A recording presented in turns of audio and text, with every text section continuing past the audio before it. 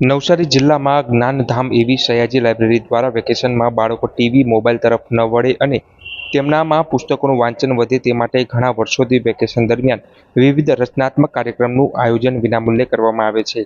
ભાગ લેનાર બાળકોને લાઇબ્રેરી તરફથી વિશેષ પુરસ્કાર પણ આપવામાં આવે છે.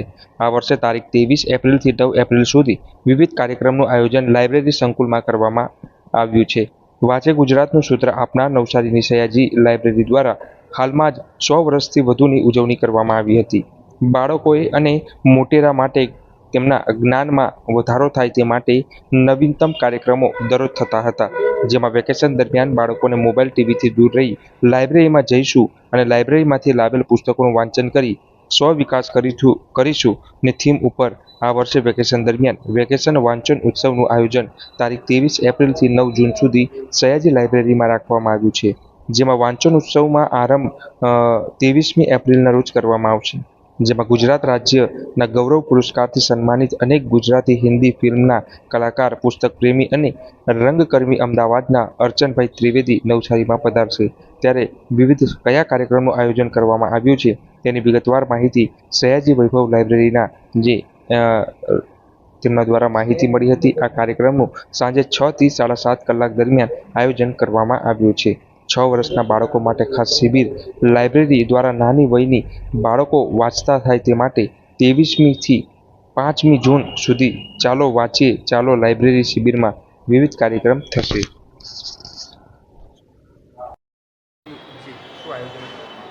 શ્રી સયાજી વૈભવ સાર્વજનિક પુસ્તકાલય અને નરેન્દ્ર હીરાલાલ પારેખ જ્ઞાનધામ 2008થી વેકેશન વાંચનોત્સવનું આયોજન કરે છે. બાળકોને વાંચનાભિમુખ કરવા માટેના પ્રયત્નો આપણે આના થ્રુ કરતા હોઈએ છીએ, પણ એમાં આપણે સમયની જરૂરિયાત પ્રમાણે પ્રોજેક્ટ્સ ઉમેરતા ગયા છે. તો એમાં આપણે આ વર્ષે ખૂબ બધા વર્કશોપ્સનું પણ આયોજન કર્યું છે. મુખ્યત્વે 5 પુસ્તકો વાંચનાર બાળકને એક નોટબુક પુરસ્કાર રૂપે આપવામાં આવે છે.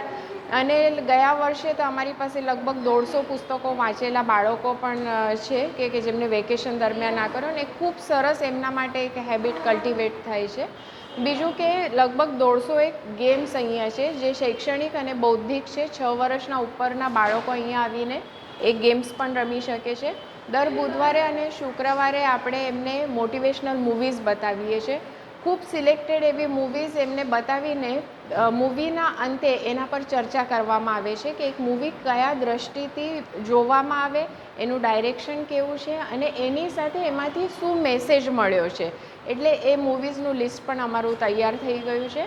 એની સાથે વિશ્વકોશ સાથે 50 કલાક એ અમારો પ્રોજેક્ટ લગભગ 3જી વખત અમે રીલોન્ચ કરી રહ્યા છે. બાળકોમાં હવે પેશન્સ નથી રહ્યા અને ટીવી અને મોબાઈલના યુગમાં તો એ ઓછું થતું જાય છે. તો રિસર્ચ કરવા માટે ક્યાં તો કોઈ પ્રબંધ લખવા માટે બાળકોને જો આ એક હેબિટ અત્યારે કલ્ટિવેટ થાય તો ભવિષ્યમાં જ્યારે એ મોટો થઈને કોઈ રિસર્ચ કરવું હોય તે વખતે એને ખૂબ ઉપયોગી નીવડશે. ત્યાર પછી વાર્તાકથન, કાવ્ય પઠન, ક્રાફ્ટ, આ બધા વર્કશોપ છે. એના પછી આપણે કહેવતો અને મુહાવરો એની પણ શિબિર રાખી છે. ક્રિએટિવ રાઇટિંગ માટે ડૉક્ટર શ્યામલ મુનશી ખાસ અમદાવાદથી આવવાના છે. પછી રઘુ રમકડું કરીને એક ખૂબ ફેમસ વ્યક્તિ છે, તો એ અહીંયા આવીને બાળકોને રમતો રમાડશે, જોડકણા અને એ વિવિધ ગેમ્સ પણ કરાવવાના છે. અને એની સાથે સાથે વિજ્ઞાનના પ્રયોગો છે. પછી એક નાટ્ય શિબિર પિયુષભાઈ ભટ્ટ કરવાના છે કે જેમાં એક આખું ઝવેરચંદ મેઘાણીનું ડ્રામા 7 દિવસમાં તૈયાર થશે અને સમાપન વખતે અમે એને અહીંયા પ્રેઝન્ટ કરીશું. આ 23મી એપ્રિલ વિશ્વ પુસ્તક દિવસથી શરૂ થશે અને બાળકોને 10મી જૂનથી સ્કૂલ રીઓપન થાય એ પહેલાં એટલે લગભગ 5 થી 9 જૂનની વચ્ચે આને આપણે પૂરું કરીશું.